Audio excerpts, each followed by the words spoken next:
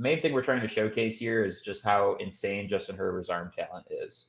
It's the accuracy, and you have to remember that like 2 plays before this, or maybe even the play before this, he took a shot to the ribs, which we found out in the coming days that he had fractured cartilage in his ribs, and he made this throw, and I'll watch this throw 30 times with fractured ribs, freshly fractured ribs. This is one of the he took hardest like what 2 plays off maybe, and was like, yeah. no, I'm coming. I'm coming back in. The play before, he threw a ball like just into the dirt because it hurt him so bad to throw it, and I don't know what happened. He's like a timeout or something. I forget exactly what happened, but this is very shortly after that. Now, I will say when we go back to the first view of this throw, the receiver goes outside. He releases outside of the defender, which right away Herbert knows that he's going to have a matchup there, but because he outside release, he knows it's going to be a tight window throw. Because this DB's in this trail technique, you literally cannot throw that ball any better. We're talking about an inch more inside, and the DB breaks this up. He literally cannot throw that ball any better. This might be the most accurate pass I've seen like the last 5 years. It's incredible. That is unbelievable, and the stakes were high. By the way, this was, I think it was 4th and short on this. Yeah, this game was incredibly close. Yeah, crunch time, games on the line, throw like that. Are you joking me? And it's only going to get better. Each clip we show of this guy and then of Mahomes, like some of this episode, if you're a quarterback fan or you're a fan of impressive arm talent, like this is the episode to watch. This is one of my favorite throws from last season. Yeah, the stakes and everything around it, unbelievable. Yeah, and like this is literally every other fucking Tuesday for Herbert too. Oh my god, it's so easy for him. Last season, do you remember? I think it was a Raiders game or something like that where. Like he needed to convert 4th and long like 4 times in one drive, and he made it happen every single time. Like he's just ridiculous, and he's so clutch, like you're saying. Unless apparently it's the playoffs against the Jaguars. Yeah, but I'm not going to completely fault him for that one. Him with Kellen Moore, I think his game will get even better.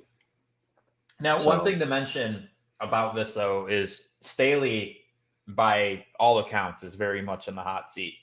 Yeah. So you better hope that not only do the Chargers make the playoffs, but win some playoff games this season. Or, Staley's probably out. And while I'm a huge fan of the Kellen Moore, pick for OC, and I think he's going to mesh great with Herbert. New head coaching regime usually means new assistant coaching regime. And I don't want Herbert's arm talent and his career to be wasted the same way that it was Phillip Rivers, which is, man, could just never get in the flow. But shout out to him for that massive contract that he signed. Yeah, he got paid for a reason, man. Like he hasn't necessarily won anything yet, but the talent is off the charts. It's all there. And he's a good dude, good leader, one of the smarter players in the league. He's just a special guy, special talent. I mean, I'm telling you, like, it's such a joy watching these guys. We are honestly, truly so lucky to have guys like this playing every Sunday, and we get to just enjoy it. Yep. I mean, it elevates the game. I mean, look at the accuracy of some of these throws. I'm telling you, John, I think he, just in terms of making like the most difficult throws, is the best in the league at that specific thing. Where most quarterbacks wouldn't even think to go there. Threads the needle. Like, it's a climb over route. Keenan Allen's in the right spot. A linebacker's trying to, bail into that area. Obviously can't turn his head. If he did turn his head, it would have gone right past his ear hole. The other guy's trying to come from his zone into that area, and Justin Herbert throws it again, where the only spot where that's going to be completed is where he puts it. But he does this stuff every Sunday. Like you said, every game you see a throw, like, what was that? And look at the movement, right? The movement. Sees it, makes the right read, steps up in the pocket, sets his feet, and throws.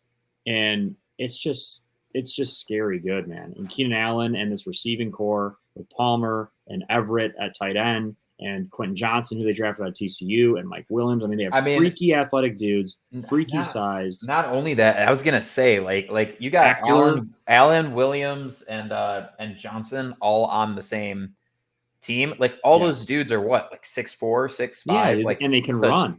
Yeah, tall, fast receiving core that is perfect for Herbert because you have mismatches all over the freaking field, and then all Herbert has to do is place it where only they can catch it because they're taller. And side note too, John, on because of those receivers, a little fantasy inside note. We did a fantasy episode last week. If you haven't seen it, check it out. But Austin Eckler's stock has kind of gone down a little bit during this, because of the issues. He was unhappy in LA and he wanted more money and he signed a 1-year deal. Maybe, Eckler's a guy in fantasy that I think fans can trust because he plays fantasy and he's very interactive with his fans and people that draft him. And 2, because of you saw him last year, he got his points because he was a check down receiver. He caught so many balls.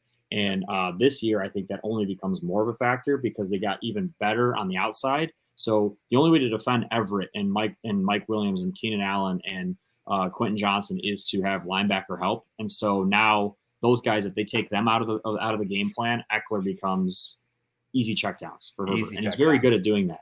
Yeah. So I think his stock actually could even have a bigger year than he had last year, and he was the top guy in fantasy last year. So yeah, I definitely think that's possible. One concern that I do have about this Chargers offense was their offensive line, not so much because they don't have the talent, but because they had a lot of injuries that they were dealing with last year. Something to keep an eye on is just the overall health of the offensive line because, Herbert can only be a stud as much as his offensive line can give him time to make these kind of insane throws that he's clearly capable of making. Slater being back and healthy will be massive for him. That's the left tackle, number 70 that you see in this video here. And they did struggle with that when he was hurt for, I think, the majority of the season, honestly. I think he was out for over half the season. So also, John, if you notice, if you go back to the beginning of this clip really quick, watch the right tight end. Watch how they try to block Max Crosby. This is just a testament to how good Crosby is with the Raiders. You'll see a lot of teams do this where they'll chip. So Everett's going to be the check down here, number 7. Mm-hmm. He chips and then becomes the check down. And they have 88. And they have 3 people blocking him on that play. Right. Everett chips, and then they have 2 guys. So that's just the kind of activity that he gets, the kind of looks he gets. That's a hard day to be a pass rusher and have 3 dudes you got to try to get through to get to the quarterback. Yeah, I mean, he is definitely somebody that you need to account clearly for. Coaches respect it because they're scheming, this kind of pass protection. Yeah, exactly. I think you got one more too. Yeah, This may be the best of the 3. They're all so good, it's hard to tell. Again, a little pause it, John. Backtrack to when this was. This was the following game after the Chiefs game. So his ribs were not healed. He's wearing a huge rib protector. You can kind of see from different angles. And he throws this ball on the run while moving to his right, to his left, off 1 foot. And I think, John, if we want to do a little yard tracker on this and count this, you're better at math than me. But if we go so he's where he throws it from the 15, roughly, off one leg, back up, and then that is caught on the opposite 30. So what's your math? Jesus Christ, putting me on the spot with that. That's like fine. 60 yards. Yeah, 60 yards off 1. That's insane. I think it shows another angle too. It's even more impressive. I mean, it's nuts. And again, this is what makes the NFL so fun to watch. And I know there's the longstanding debate of college and the vibes that it has and all that versus the NFL. I love watching the NFL because this is the only place where you see athletes making plays like this every single week. It is insane. It's incredible. Absolute superhuman ability. Absolutely incredible. I mean, someone's grabbing him too. A defender is literally getting his hands on him while he throws this ball 60 yards off 1 foot, throwing to his left, rolling to his right. Unbelievable. You just don't see guys do this. No. I mean, we just showed 3 of maybe the best throws from last season, and it's all from the same dude. In terms of arm strength and accuracy down the field, crazy. It's just unmatched. And then Herbert, what stands out to me is the completion percentage because that's ridiculously high. I mean, I think only Joe Burrow has a higher completion percentage than him in the league. I might be wrong on that, but he's definitely up there. Yeah, the flirt was 70%. So flirt was 70%. And also it's the way that they play offensively, John. The Chargers throw the ball a lot. So your completion percentage should be lower than other guys because he's asked to do a lot.